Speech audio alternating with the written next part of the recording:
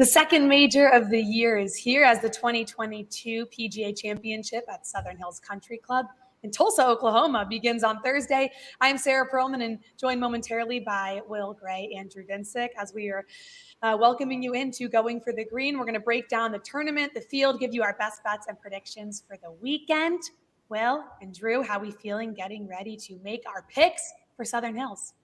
Yeah, it's always fun when you've got a major championship on tap. It seems like we go that whole offseason until the Masters, and it feels like forever. And now all of a sudden we've got one a month, and it's gonna be August 1st in the blink of an eye. But this is an exciting week. All eyes are on Tulsa. We don't get to say that often, but this week Tulsa is the place to be, and I think it's going to be a fun one. I don't think I've ever said all eyes on Tulsa, for the record. Yeah. Same. I mean, Tulsa, Oklahoma. I'm excited to see this course, though. I mean, Will's got me very enthusiastic about Southern Hills, but overall, I would say it's been such a crowded summer of sports that golf really, since the Masters, hasn't really had a big moment and a lot of focus. And it's exciting that we now get to talk about golf and kind of reevaluate some of these players. Like I've been enthusiastic and excited to see what the betting market had to say about a couple of these guys and who's drifting, who's catching a little bit of action. So that's what I'm the most excited to talk about. Yeah, and we'll get through that in just a minute. Of course, we have to start with Tiger Woods, and Will, I'll begin with you here. I'm curious. Obviously, this is his first appearance. Definitely exceeded a lot of expectations at Augusta for the Masters. What are your expectations for him this week? Yeah, I think for Tiger, all signs are still pointing to the Open Championship at St. Andrews in terms of that's his ultimate goal. I think I would agree that he overachieved at the Masters, but at the same time, he absolutely ran out of gas over the weekend, finished 47th out of 52 players. And he said as much. He said, I just didn't quite have it physically to deal with the ins and outs of the quick turnarounds with those rounds and stringing 4 in a row. Southern Hills is going to be an easier walk on his injured right leg than Augusta National, but it's not easy by any stretch of the imagination. There's still going to be some hills that he's going to have to walk up and down, and it's going to test how much he has physically. He said early in the week he feels much stronger than he was 5 or 6 weeks ago at the Masters. He's been there since the Sunday before the tournament playing 9-hole practice rounds. So it seems like we're moving incrementally and making progress. I think it's going to be important for him to make the cut, and then we can see what he can do potentially on the weekend. But I think when you're looking big picture for Tiger, he is still looking at the old course at St. Andrews. That's the one that he has circled on his calendar in terms of that's the one where he thinks he has his best shot to really contend and potentially win another major. 60-1 to win the PGA Championship. You buying anything on Tiger, Drew? I'm not, and it has nothing to do with him personally. This is just the stacked field. the golf is in such a great place right now. If you go back in time to when Tiger won here, in the mid-2000s, there was no Scotty Sheffield, Jon Rahm, Justin Thomas on tour at the time in their current form. And realistically, the top, the kind of the cream of the crop in this tournament is so good. The idea that all of those guys are going to have kind of an off tournament and open the door for anyone in the 60 to 100 to 1 range, let alone Tiger, is tough for me to really see here. These guys are just playing so well right now. And this course, the way I evaluate it, at least seems like it will really reward the outstanding course managers, which is kind of who's who, on this list at the top of the market here. So I guess I'm looking at a relatively chalky tournament. Okay. Even though the betting market, we're seeing all of these odds drift a little bit, frankly. Pretty much everyone at the top of the board outside of Hideki Matsuyama has gotten a little bit better price, be a little bit better value, especially if you're shopping around here. Notably, after so many majors where Jon Rahm was just the darling of the betting market, things have finally cooled off for him. Not many people run into the window to get Jon Rahm tickets this week. And then, the only guy besides Matsuyama who's really taking serious steam coming into this is your guy, Jordan Spieth. Yeah, let's talk about Jordan Spieth. There are two golfers in particular, that I want to get both of your thoughts on. And I'll go back to you here, Drew, with Jordan Spieth. How are you going to attack him since the Masters? His finishes now feature a win at RBC, runner-up at Byron Nelson last week, looking for a career Grand Slam. Jordan Spieth, 17-1. Yeah, Spieth is an interesting case because baseline, his golf game is so solid right now, and he is clearly in the elite class in terms of strokes gained, and he kind of checks every box in terms of how he matches with this course. The problem is consistency for him. He is a high variance player. He has one round where he tends to really kind of lose it out of 4, and so for those reasons, I don't know that you can get super excited going to the well expecting him to win this tournament. The likelihood that he has kind of one off round, I think, is still very much in the cards here. Conditions aren't going to be entirely ideal for him in terms of weather and what his strengths, and so I think most of my action with Spieth is going to be getting involved in the head-to-head markets, kind of taking on a couple of players that I'm more eager to fade specifically, and expecting Spieth to basically just go out there and do his job. If he ultimately wins, will I be surprised? No way. But at the current price, if you're getting less than 20 to 1 on him, that's a tough ask for me. So I mentioned looking for a career Grand Slam, and I asked you off air, well, do I bet in on Jordan Spieth? You said yes. So tell me why we should look to get involved, not just in the head-to-head market, but in the outright market. Yeah, I just had to reach for my earmuffs to keep from Drew raining on my parade here. I'm in on Team Spieth here. Listen, the last I checked, you want to talk about the weather. Last I checked, he did win an Open Championship when it was blowing 20 miles an hour and raining sideways at Royal Birkdale, and he has not had that bad round over his last 2 events. He was beaten by one player by one shot since the Masters. He's coming in with a lot of confidence. This is, of course, geographically, as a Texas guy, you don't get a lot of major championships played in and around this part of the country. And I really think that the renovations that Gil Hanse did to Southern Hills a few years ago really play into Spieth's hands. This is a course now where it's going to be really important to be strong with the irons and to have a creative and magical short game. That seems like Jordan Spieth to me. I think we're going to hear a lot of Augusta National comps, players that played well at the Masters historically could potentially play well here, but I think that, it's a place where he's going to be able to lean on the driver. The driver has come back into range. He's not a great driver, but he's not, a guy that's going to hit a 40-yard foul ball like he was for the last couple of years. So I think when you're talking about confidence and you're talking about overall just how the course is setting up for the skills that accentuate in his favor, I really think that Spieth is a guy to buy. And I, on the other hand, am surprised that he's not higher on the list. I thought coming off that second place at the Nelson, he would be among the top 2 or 3 guys in the betting market. I thought there would be a lot of steam on him.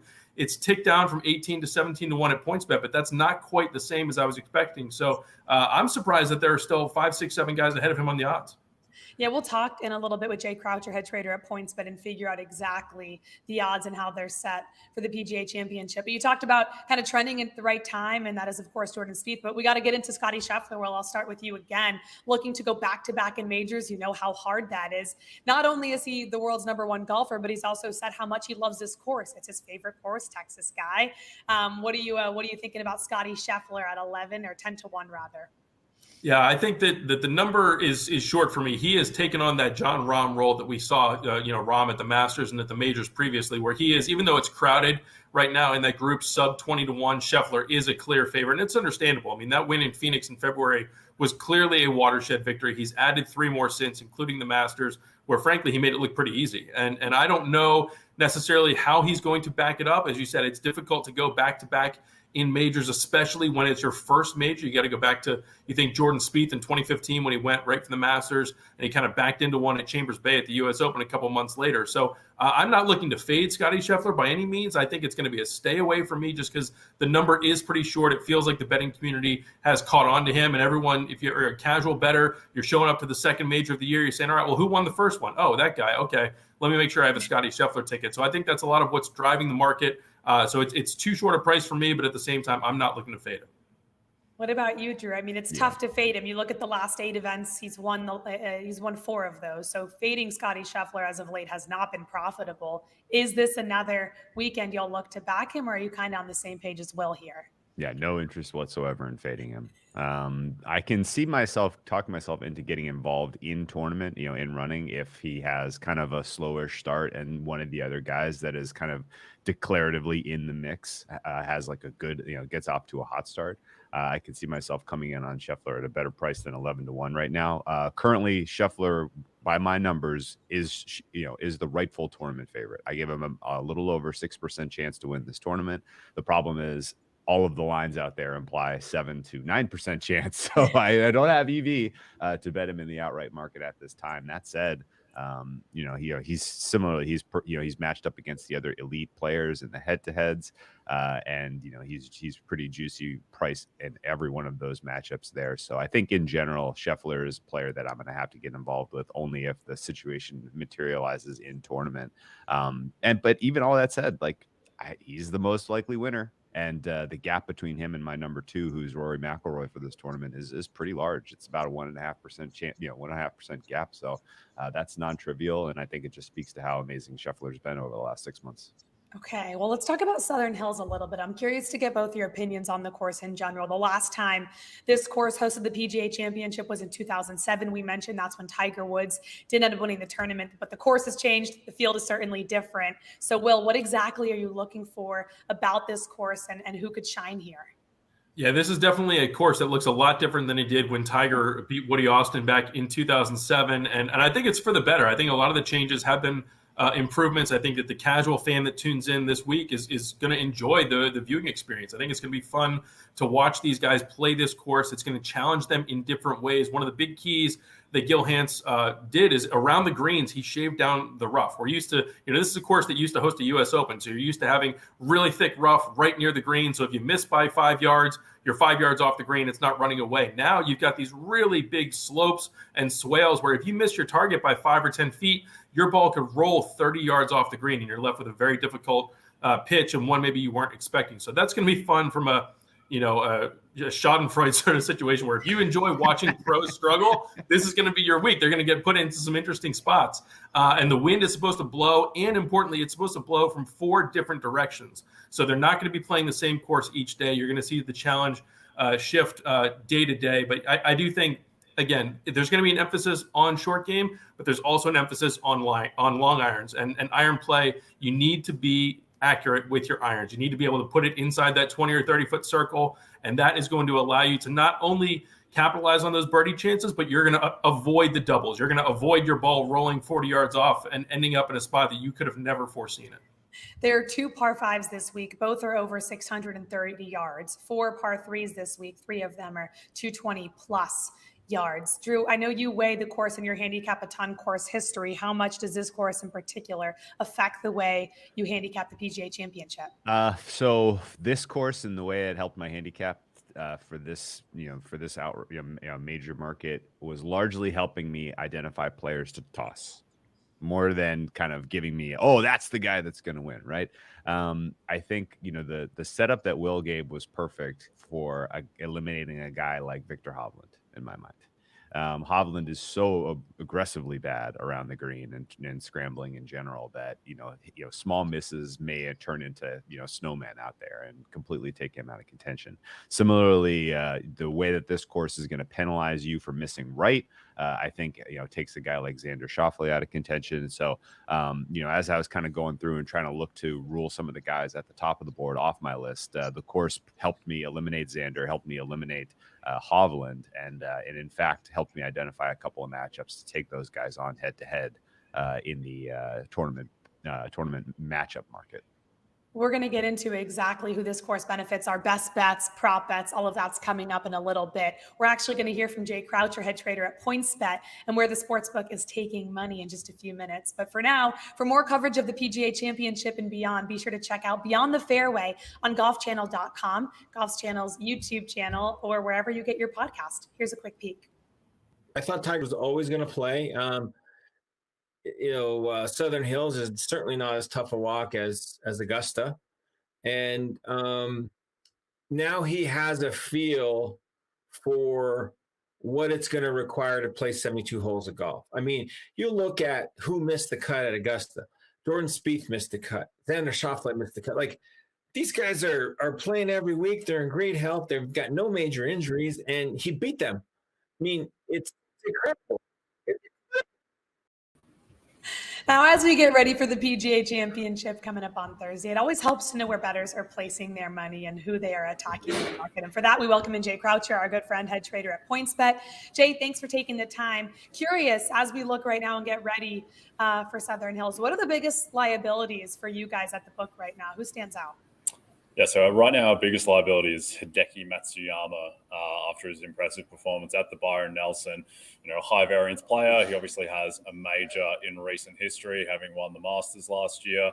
And he's someone who, you know, if he gets hot with his short game, he can win any tournament. So he's the biggest liability. After Hideki, it's KH Lee, which is pretty common when an outsider wins a tournament going into the next tournament. When someone sees 200 to 1 on KH Lee, they just blindly bet it. I don't think lightning is going to strike twice, particularly lightning of the KH Lee variety. But, you know, you never know. So those right now are the two biggest liabilities. You cannot underestimate the KH Lee fan base, especially among the betting community. So, hey, he goes back to the Nelson.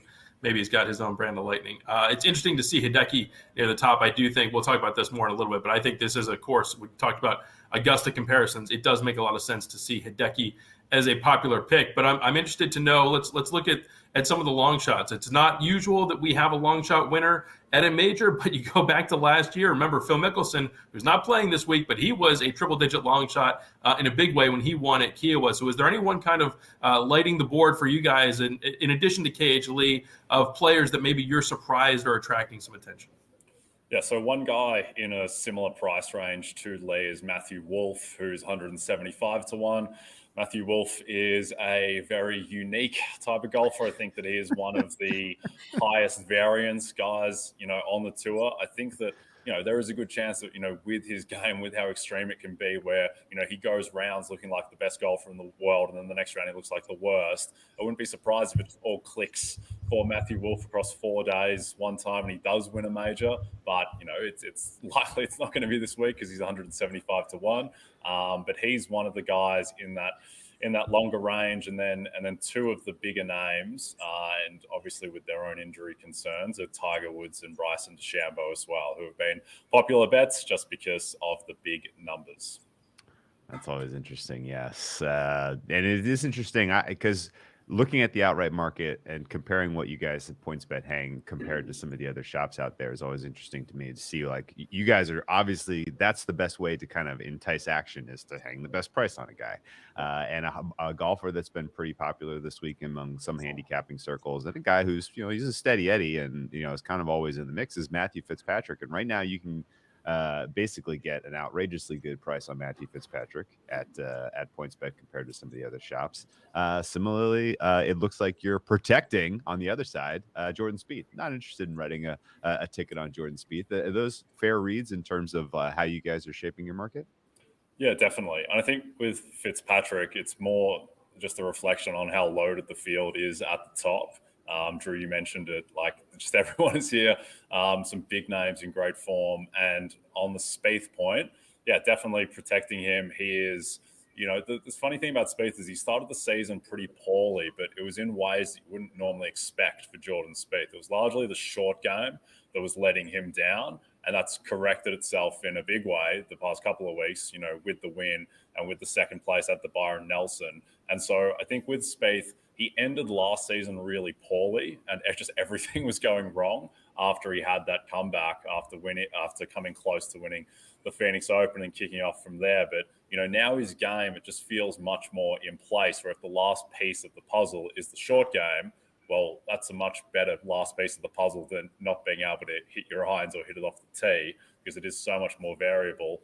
And now that he's got that in hand, I mean, he's back to looking like the guy he was in the middle of last year, where, you know, he was regularly a top 3, top 4 favorite for tournaments, and he's inching towards that here, sitting just outside the top 4. So, yeah, I definitely think that Spieth is the most compelling golfer this weekend, outside of Tiger Woods, because Tiger Woods is always the most compelling golfer from a public perspective, but Spieth is definitely one to watch. I want to get into Tiger in a second, but let's stay on Spieth here, Jay. Are people backing Jordan Spieth at 17 to 1 at PointsBet right now? They are, even though he is, you know, really in that muddle of those. There's a lot of players who are in that 17 to 20 to 1 range, that area. He's been the most popular guy, despite us kind of projecting him relative to market. So I think, again, that is the recency, and that's so much the case, is that, you know, guys who have recent tournament wins in the past month, have multiple top 5s in the past month. Those are the guys who attract a lot of attention. And so, unsurprisingly, Hideki Matsuyama, Jordan Spieth, KH Lee, three guys who performed very well at the Byron Nelson. They're our three biggest liabilities this week. Interesting. From Will's breakdown, from what you're breaking down, it sounds like strokes gained approach might be important this week. And a guy that has typically been sort of at the top of the pile in the last couple of years is Colin Morikawa. And while his price has drifted pretty aggressively at basically every other book in the market, you guys are still kind of holding fast with your price on Morikawa to win this, keeping him kind of up in that elite tier in terms of expected win percentage here. What is your general read on him and his course fit? And I guess, are you not seeing many bets, and would that be a good outcome for the book if he ultimately wins? Yeah, not too many bets on Colin Morikawa. I think he's probably not center of mind in the same way that Spieth is. And Morikawa and Patrick Cantlay is kind of in a similar vein, where they closed last season as basically the two best golfers in the world alongside Jon Rahm, and have since just kind of tailed off a little bit. And Morikawa is, he's just about the most complete golfer out there, or one of the most complete, particularly if his short game is rolling. And so I guess that's the good thing with Morikawa, similar to what I was saying about Spieth, is that, if everything else in your game is clicking outside of putting, then the putting is the thing that can get hot week to week more than anything else. Morikawa, he's just not kind of the big name at the moment who's attracting a lot of that activity. But I think in terms of the course, there's not too many violent adjustments based on this course. But one thing that has been rewarded historically has been driving accuracy. And that's something where Morikawa thrives and Spieth doesn't, conversely. So I think that would be something that definitely plays in Morikawa in his favor this week, is the ability to hit fairways. I want to get into Tiger Woods here. We talked a little bit about him at the top of the show. When we talked about him getting ready for the Masters, people were eager to bet Tiger Woods and his return. Now, after finishing 47th at the Masters, he made the cut. He's now sitting at 60-1 to win the PGA Championship over at PointsBet. Are people still backing Tiger Woods, or after they saw his return, they're a little more hesitant now? Not so many people, no. More KH Lee kind of activity than Tiger. I think that with Tiger, and I'm sure, the activity will ramp up as we get closer. But I think with Tiger, the thing is that even though he looked fine relative to expectations at the Masters, probably even exceeded expectations, honestly, I think that just the lack of uncertainty now hurts him in bettors' minds, because we just hadn't seen him coming into the Masters. So there was just more variance. There was more potential upside. There was more downside as well. But when you're backing 60-1, 70-1, you don't really care about the downside. You just want to ride that upside. And I think that was the case with Tiger more so with the Masters, whereas now we kind of know a little bit more about what he is, and a sample size of one tournament doesn't give you immense confidence. But at the same time, I think we know more firmly now that he is a golfer who should be in that range. And when you talk about, big names with injuries or coming off injuries, to me, Bryson DeChambeau is more interesting, just because one, he has a bigger price at 90-1, and then two, we have more uncertainty around DeChambeau because we just don't know what he looks like. What if he just comes out and he just looks healthier than anticipated? I think that his upside is probably more extreme than Tiger in this tournament, and he also has much more downside where he may not even play. But at 90-1, if he doesn't play, then you get your money back. So those are two of the more interesting long shots for sure. DJ, you're stealing my notes from me as we go into this. I was going to ask you. You mentioned DeChambeau is a huge question mark, and so I'm interested in him, and also Brooks Koepka, who withdrew last week from the Nelson, has not played since missing the cut at the Masters. Those are guys that we know less about them than we did a month ago. So how do you go about pricing them? Do you kind of wait and see where you can find resistance in the market, or those guys where you're willing to take a stand and say, hey, listen, I know the upside potentially on Bryson, but we're willing to hang in 90-1 because I'm not sure he's going to make it to the halfway house on Thursday? Yeah, I think with Bryson, the 90-1, it reflects not just, his injury concerns, but also just how loaded the field is at the top. But even if he does look healthy, well, great. He's still got to beat so many of the best golfers in the world, even if he is healthy. If he was 100% healthy, he would still be in that 20-1 range. So it's not like if he was healthy, he'd be 10-1 in favorite for the tournament. So not only do you have to, have the upside of him being healthy, you then have to have the upside of him playing well enough to beat all the other healthy guys. So I think that's why he's 90-1. At the same time, I do think it is something of an interesting bet just because, potentially if he is healthier than expected, then you are getting a good number. So certainly he's an interesting guy. And then Brooks Koepka is, he is probably the most difficult guy to price week to week and has been for the past couple of years, just because you have no idea what you're getting out of him. Typically, he will show up at majors as he did at the PGA Championship last year, but the health is a concern. At least the motivation won't be a concern. But yeah, those are guys that I always look for in outrights, as opposed to say, I would never want to back Brooks Koepka to make the cut, just because there is so much downside and he's so inconsistent. When you're betting on guys that are erratic, you want, I guess, the longer odds so that you can get more of that upside if he is in form. We're going to get into, make the cut and props and all of that when we come back. Jay, thank you very much for the time and, of course, for the insight. Thanks, Sarah. Thanks, Dan. Need more help cashing out on the greens? For more golf betting coverage, be sure to tune in to Bet the Edge all season long. We're live at 11 a.m. Eastern, Monday through Friday, giving you all the actionable info you need to win big at Southern Hills and beyond.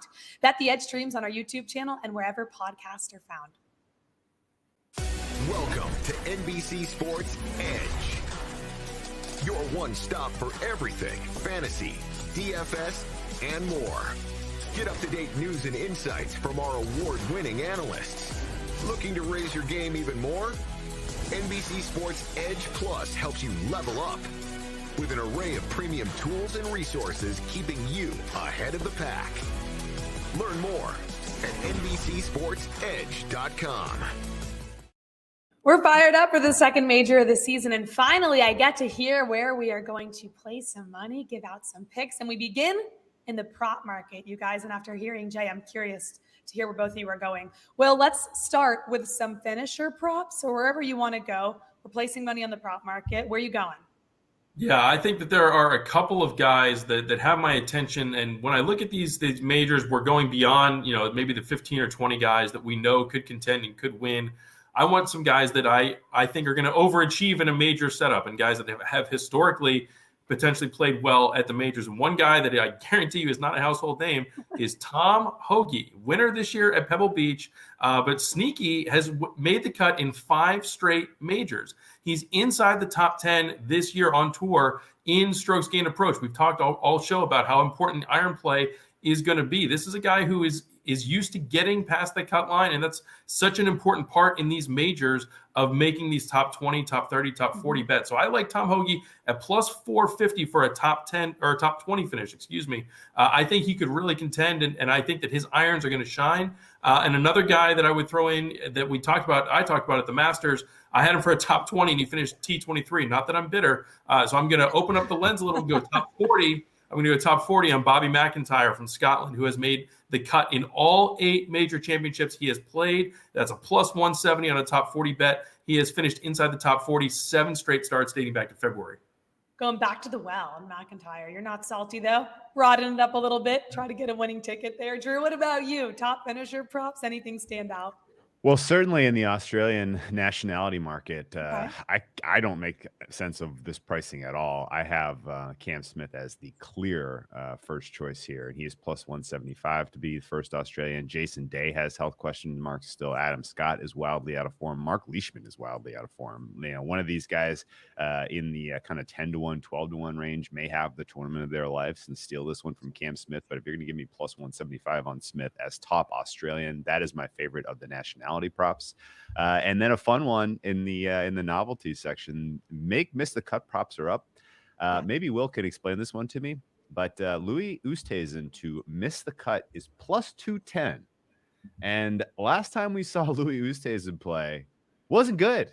He withdrew from the Masters with a back injury after a really, really poor round 1 performance. And, the likelihood that he comes and lights the world on fire here after what has been a very, very poor start to the 2022 campaign, I have a tough time swallowing. So Louis Oosthuizen missed the cut at plus 210 for sure on my card. What do you think about that one, Will? I will say that this will showcase that we do this on the level, and I'll have the producers back me up on this. Louis missed the cut is my absolute favorite bet. Everyone watching and listening, we did not talk about this. No, we didn't. I am so with you. I don't understand. He's the same price as Jordan Spieth to miss the cut. I don't understand. I don't get it.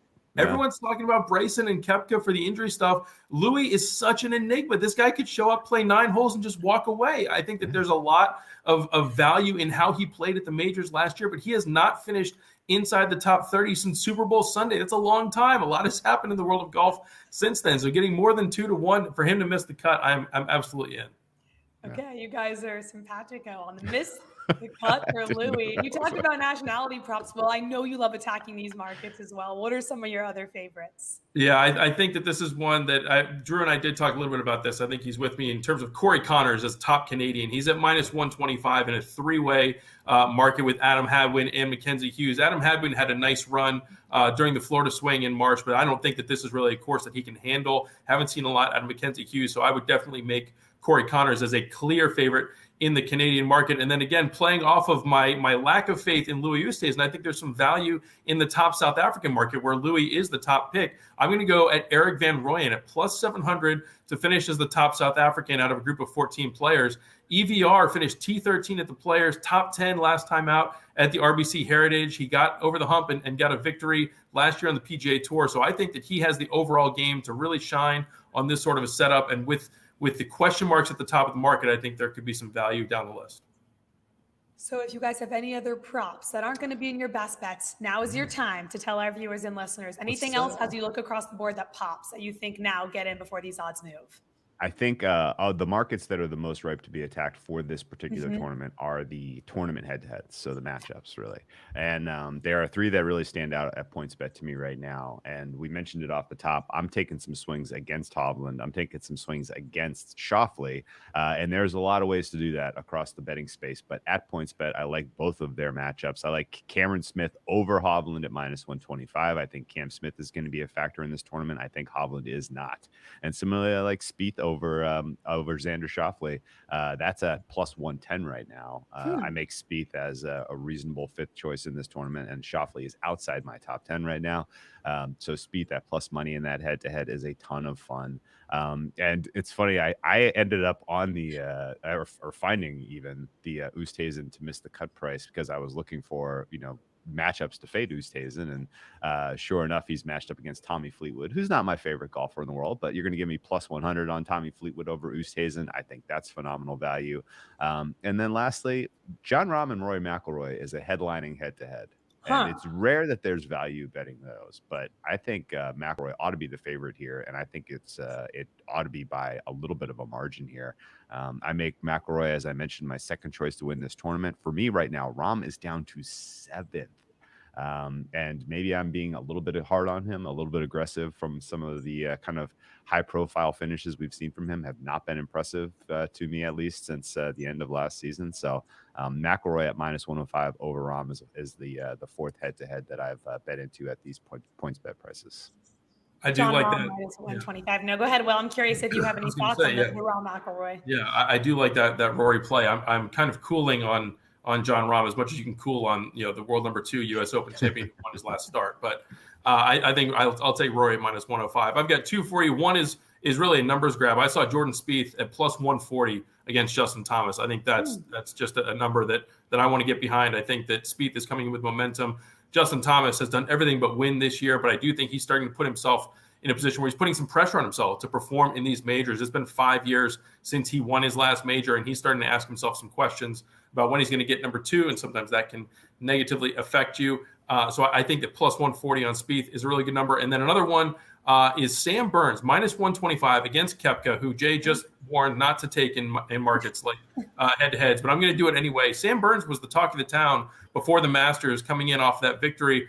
And he hasn't done a lot since then, but he really hasn't played poorly either. I think he's still the same kind of player, and I think that Southern Hills is maybe a better setup for him than Augusta National was. So I think he could be in for a pretty good week, whereas Kepka, we talked about it, he's a big question mark coming in off the injuries. Actually, do you happen to know the odds for that, Will? I'm curious. I don't have them. It's minus 125 for those scoring at home. Burns minus 125 over Brooks Koepka, who today locked the keys in his car and could not make it to the court for his press conference. So his week is off to a great start. He's dialed in.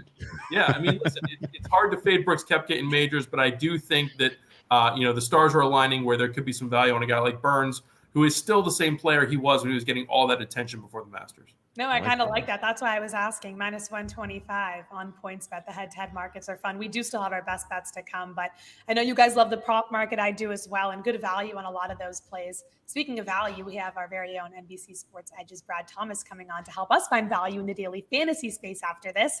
But for now, get an edge on the book this week with our exclusive Edge Driver betting tools. Dig into the numbers with any Edge Plus premium subscription, including course and tournament history data, strokes gained analytics, and so much more. Use the promo code GOLF20 for 20% off any subscription. Don't leave money on the table. No matter your sport, the Predictor app has got you covered. Tens of thousands in cash prizes up for grabs every week. And it's free to play. Download the NBC Sports Predictor app powered by PointsBet now. Welcome back into Going Through the Green as we are getting you ready for the 2022 PGA Championship. And to help us with our fantasy lineups, we welcome in our guy, Brad Thomas. Brad, we appreciate the time. And you probably heard Will and Drew talk about some of their expectations for Southern Hills Country Club and to look for some value players, not only in the betting space, but also the fantasy space is fun. And I lean to you as we look at the daily fantasy slate for this weekend. Who are some golfers that stand out that you think are solid value plays? Thanks for having me, first of all. And the value is going to be interesting this week because there are so many guys in that 10,000 to high 9,000 range that their ownership could be all over the place. So what I'm going to do is I'm just going to back consistent golfers. And my first golfer, Justin Thomas. When I was initially looking at the board, I was confused if the golf space would be after Scotty Sheffield or they'd be after JT. But it's hard to ignore his 6 top 10s in 2022. Will touched on it a little bit, saying that, there's a lot of pressure that Justin Thomas is facing because he really needs to get a win. He wants to win, but you can't ignore the stats that he's putting up. Even at the Byron Nelson, this was probably one of his worst ball striking performances. And the thing that has plagued him the entire time, most of his career, has been his putting. Well, his putter was what saved him, what gave him the fifth at Byron Nelson. So at 10,700, I think we can get a little bit more value. We can squeeze more money and not have to roster a Rahm or a Scotty, especially with a guy like Justin Thomas, who, regardless of not winning, he's always knocking on the door. And if you're playing in fantasy, you want guys who are consistent. You want guys who are always going to be up there and have a chance to win every single time they tee it up. 10,700 value play. Will, you taking Justin Thomas? I can't take Justin Thomas if I just faded him on my matchup, but I do agree with. Listen, I agree with what Brad says. I think that JT could be in for a solid week. Maybe not an outright pick for me, but I'm still. Again, I'm going to find ways to back Jordan Spieth. I think 9,600 on DraftKings this week is a way to do it. I know another guy that Brad likes that I like as well is Hideki Matsuyama in the low 9,000s. When you look at data golf and you look at the course comparisons with Southern Hills, the first one that pops up is TPC Scottsdale in terms of a comparative course that these guys have seen year in, year out, where there's emphasis on irons, emphasis on short game, and no one plays better out in the desert than Hideki Matsuyama, 2-time champion there. So I think Hideki coming in off a big win, or not a big win, but a big week last week at the Nelson could be a good guy to roster where, again, you're saving that money. You're trying to dodge the huge ownership landmines, as it were, in terms of DFS, because just like we have a crowded marketplace and the guys that are 20-1 and better in the outright markets, those are still the same crowd for the DFS market. And I think that we are looking at a week that could be potentially some unpredictable ownership at the top. I'm really surprised to see Spieth's price for the daily fantasy lineups for this weekend. Who are we fading? That's always the trickiest question, in my opinion, because it's easy to pick guys you think are going to have a good and successful weekend in tournament. But who do you think is a little overpriced that is not worth putting in our lineup, Brad? Yeah, I'm on all injury fade. You guys touched on this already. In the DFS world, you cannot back these injury-prone guys. Brooks Koepka. And even if Brooks Koepka wasn't dealing with injury problems, he wasn't playing great already. And Will touched on this. At this course, you need to play really well on approach, and Brooks hasn't. And that's been something that's going to plague him. And one quick nugget on Brooks Koepka, he's ranked 108th tee to green this year. No player has won this tournament not being ranked in the top 33. It's a little small nugget, but at $9,000, it's kind of gross. And then the next one for me, Bryson DeChambeau. I mean, I was watching him hit balls in his driveway, talking about first swings since the wrist surgery. Like, that's not going to do it for me, Bryson. Jay said that he's 90-1. I'd much rather put $10 on him to win the tournament than have anything to do with him in my roster. Because if you go 5 out of 6 and Bryson DeChambeau is the guy who missed the cut, you're going to be sick to your stomach when all of the red flags were there. So how much does locking your keys in the car for Brooks Koepka affect you fading him in the daily fantasy space? Well, and if it's not him, who else are you fading? Yeah, I think he'll be able to rebound. I think it's we'll have to see. Maybe he'll still be in the driveway come Thursday afternoon for his tee time. But I'm looking at Dustin Johnson. I'm looking for Dustin Johnson. We might as well put his face on a milk carton because he really has not factored in a very long time for especially a guy who made a habit out of winning at least one PGA Tour event every season of his career. He hasn't won on the PGA Tour since the 2020 Masters. Hasn't won at all since February of 21. So I'm not really in a position where I'm going to pay mid-9,000s, which is essentially the same money that you're asking for Jordan Spieth for a guy like Dustin Johnson, who, yes, he has 2 majors. Yes, he has the ability to play well, but he has not played well of late. And I think that there are just so many really good options at the top of the board. I can't say to take DJ over Spieth or DJ over Scheffler or DJ over Rahm. So I'm going to be leaving him off and trying to steer the other way. Well, you guys know the deal, and everyone listening and watching knows the final piece to making your roster well-rounded, and that's finding those sleeper picks, a guy that you think people are not going to take so they don't have a high ownership in the contest. Who fits in that category in your opinion, Brad? You know, when you're down in the $6,000 range, you're sometimes, I guess getting the bottom feeders, especially at a major. But there are a couple guys here that really caught my attention. In the first one, Mito Pereira. He's a great ball striker, very good tee to green. And if you look at his last few tournaments, a 17th, a 26th, and a 13th. Also, we're going to touch on Davis Riley. Davis Riley, since the Zurich Classic, has played phenomenal golf. A 9th at the Byron Nelson, a 5th at the Mexico Open, and another guy who's really good ball striker. So what's interesting about Davis Riley is he lost strokes on approach last week, right? He's not normally a guy who's a bad approach player. So if he was able to pull off a 9th at the Byron Nelson while losing strokes on approach, I think if he rebounds and he hits the ball like he knows he can, he's going to be a very sneaky pick. And the last one for me is no longer a sleeper because one of the bigger names in the DFS space tweeted this guy out, talked about his 8 for 8 made cuts, and that's Bobby Mack. He plays so well in windy conditions. He plays well in majors. His 8th at the Open was really great. His 23rd at the Masters, really great. What's good about this guy? He's really, really good around the green. His short game is phenomenal. You guys said it. Small greens, the ball's going to roll off. You're going to have to rely on your short game a lot. And Bobby Mack fits that profile at 6,900. Bobby McIntyre has to be on Will's sleeper picks, but I'm curious if it's not, who the heck is Will? I don't even know if I can count Bobby Mack as a sleeper anymore. He's just on auto roster. He's going to be there. I'm totally with you, Brad. But listen, I'm going to dig a little bit deeper because you do need, if you're going to be spending money at the top, you're going to have to find at least one guy in that mid 6,000 range. And so I'm looking at Matt Jones at 6,600, who is definitely a feast or famine player, but he has 3 top 15s this year, including a T3 at Kapalua. He's played well. He won last year at PGA National, which is, again, it's a par 70, very long, demanding off the tee, similar to what they might face this week. And so I think there's a lot of upside for a guy like Matt Jones if he's able to get past the cut. And then another player is Chad Ramey, who got into this tournament by winning in Punta Cana. And then I always love to see when guys get their first win. What do you do in those 4 or 5 weeks after? Are you resting on your laurels? Are you missing a couple cuts?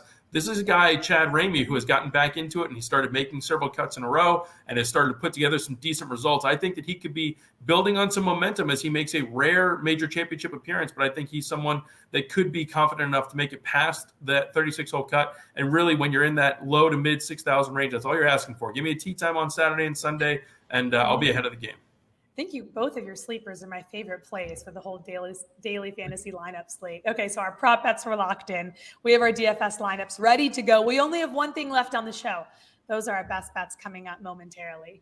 The NHL and NBA playoffs are well underway, and if you're looking for an edge on the court or on the ice, be sure to check out our Edge Plus premium subscription tools. They're packed with rankings, predictions, betting tools, and so much more. Use the promo code GOLF20 for 20% off any subscription.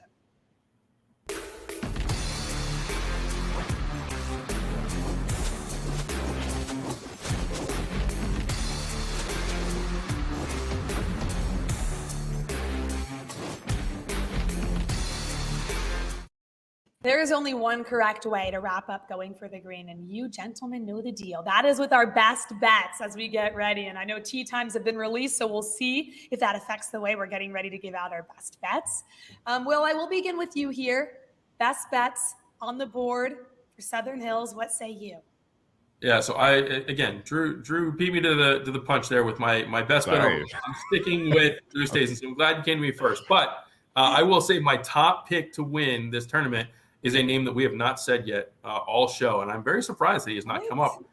Shane Lowry, 20-1. I got him at 33-1, but he ticks every single box for me. Great short game. He's in the top 5 on tour in the last 3 months in strokes gained approach. He's in the top 5 on the season in strokes gained scrambling. T3 at the Masters, has finished inside the top 15 in 5 straight stroke play starts. He's got a major under his belt. You look back at that win at Royal Portrush, and that's another course where it took some imagination. You had a lot of room off the tee. You could get creative, but you needed to hit your irons really well. If the wind kicks up, if the weather gets a little sideways, I like him even more. But I think Shane Lowry is in a position, ever since he let the Honda get away from him, you wondered how he was going to bounce back. He has continued to put himself in position to get a big win. I think it happens this week. Irishman gets number 2 on the major count. Okay, look for the best price, 28-1. Right now I'm seeing on PointsBet 30-1. So take a look around and see where you can get the best odds on the outright market for Shane Lowry. I have no idea why I did not see that coming. You didn't bring him up until just now, saving the best for last. Drew, best bets. Well, I like that Shane Lowry pick. I like your Oosthuizen missed the cut pick, obviously. Didn't even mention Shane Lowry, but that was another one that PointsBet is very much protecting. You're not going to get the best price on it at their book, at least.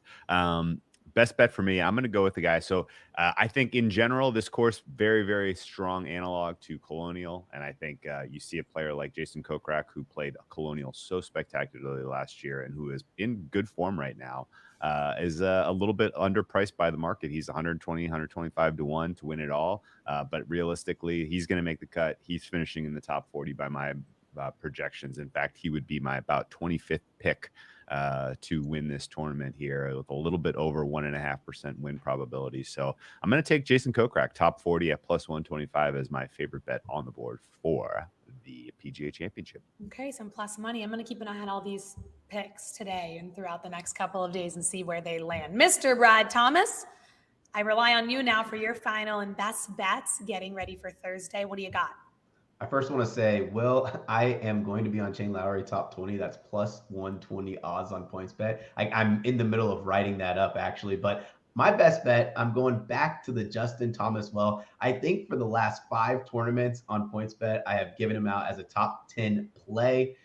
Justin Thomas, over the last 36 rounds, is the #1 ranked golfer in strokes gained total. He's a great approach player. And if you look over his last 4 tournaments, he has gained strokes putting. And that's with one day he lost minus 1.7 strokes on the putting greens in one day of the tournament. And he still finished gaining like 1.6 strokes total.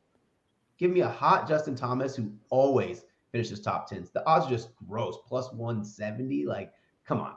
I feel like it's a gimme.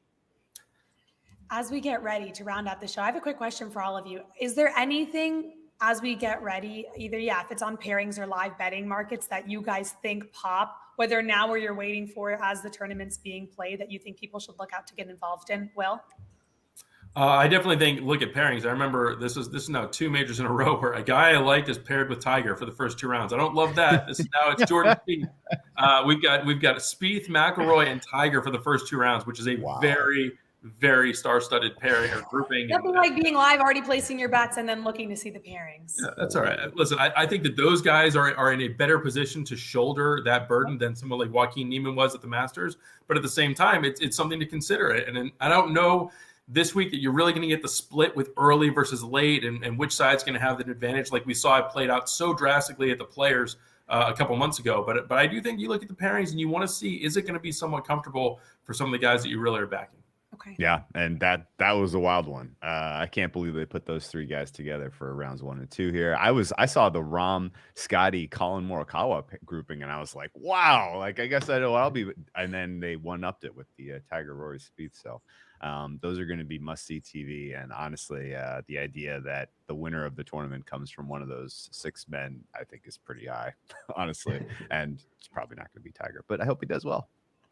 Yes, Scotty's going to be watching Rahm and Morikawa putt a lot. He's such a good putter, and these guys can't putt. It's a funny group because you think about a guy like Morikawa. Go back to watching 18 at Augusta, where Rory holes out from the bunker. Morikawa does the exact same thing. He's such a feed off the energy guy, and he's going to be playing with two of the most interesting players, and Scotty Sheffield, who doesn't show too much emotion. Then you have a fiery Rahm out on the course. It's going to be a fun group to watch. Yeah, I think you got to get involved with a little Morikawa at the long shot price out of that 3-ball pairing there. And we didn't even mention anything about Morikawa's putting, but he's using a new approach, new putter at a major for the first time. That could go one of multiple ways. Yeah. Probably one way or the other, but reading your guys' faces, I'm hopefully thinking it's good. not going to go as well, but hopefully good. Yeah. All right. Thanks for being with us and joining us here on Going for the Green with NBC Sports Edge. For Will Gray, Drew Dinsick, and Brad Thomas, I'm Sara Perlman. Good luck with all of your bets, and most importantly, enjoy the 2022 PGA Championship.